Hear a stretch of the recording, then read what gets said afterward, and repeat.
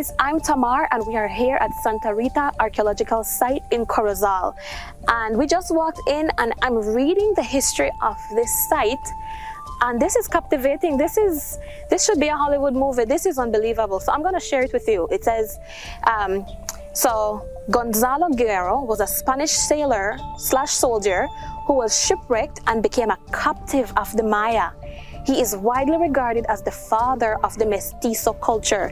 Guerrero was born in Palos de la Frontera, Huelva, Spain around 1470, and he grew up and trained as a military combatant fighting the Moors in the Iberian Peninsula. He then took up a position as a soldier and sailor on Columbus's first ocean crossing expedition aboard the small open vessel, the Nina. By 1510, Guerrero was in the New World with Captain Nunes de Balboa as officer in charge of the slaves who crewed the ship.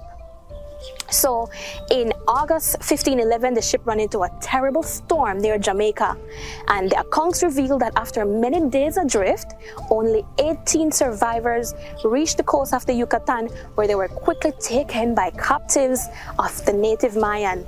So Guerrero, along with Geronimo de Aguilar, were the only two captives who managed to survive that captivity. So Geronimo, he gained some status by translating and teaching the Maya some Spanish.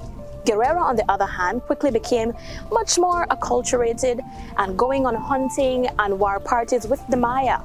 He eventually became a military advisor and trainer, teaching the Maya the combat tactics of the Spanish. So these two guys really assimilated. Guerrero, admired for his bravery and military skills, attracted the attention of the Mayan lord Nanchan Khan, who made him a trusted warrior and leader of the war parties. So Guerrero even received the face and body tattoos that signified his status as a high-ranking warrior. So Nanchan Khan arranged for Gonzalo Guerrero to marry his daughter, the Maya princess Zazilha, and they together had 3 children who were the first mestizos, the first mixed people of European and Maya descent in the mainland Americas. So that was the birth of a whole new race of people that we now refer to as the mestizo today. So in 1519, an expedition led by Spanish conquistador Hernan Cortés landed in Cozumel Island. Cortés learned that 2 Spaniards lived in the Yucatan and arranged to rescue them. Aguilar was located and was much relieved to be rescued. Guerrero, on the other hand, refused to go with them. Guerrero refused as he had become so assimilated into his adopted Maya family. He now had a tattooed body and face, pierced ears and cheeks, and by this time, he also had a home with his wife and family. Gonzalo Guerrero lived and fought with the Maya for over 2 decades, and on the 14th of August 1536, Spanish soldiers were fighting Maya in Honduras. After the battle, they were surprised to find a tattooed and bearded warrior with Spanish features among the dead. Many believe this could only have been Gonzalo Guerrero. I'm getting goosebumps as I'm reading this, so I'll tie to the history of this site.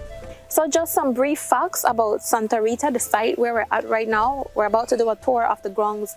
I think one of the most interesting sites to be seen here is Structure 7. Structure 7 is the tallest and one of the only structures that is still visible today. But brief history about the site. It has been here since 1200 BC. That's 1200 years before Christ. And of course, it was a small village at first, like with 150 people. Eventually, it changed from a small village to a site with monumental architecture. And in the late classic period at Santa Rita, they saw another increase in population to up to 2,500 people. So now let's actually go and see more of it.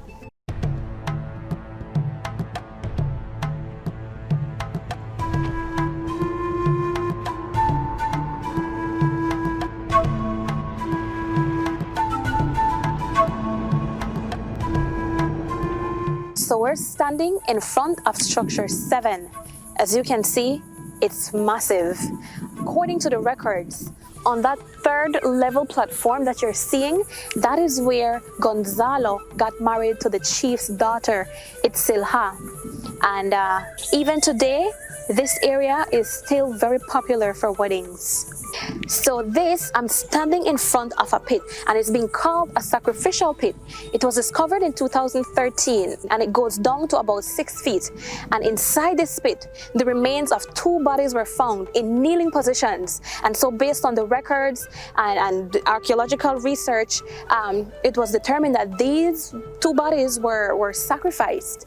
And so that's why they're referring to it as a sacrificial pit.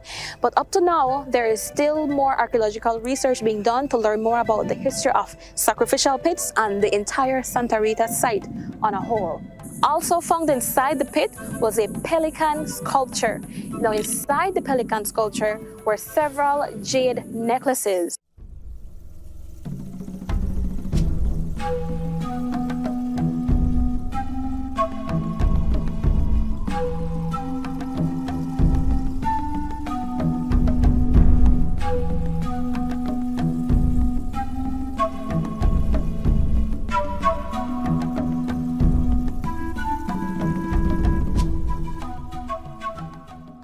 Mayan sites like Santa Rita offers life-changing experiences, and if not that, at least interesting stories for us to tuck away into our memories and share with other people that we meet in our lives. I'm Tamar Jones from Santa Rita for the Belize Travel Channel.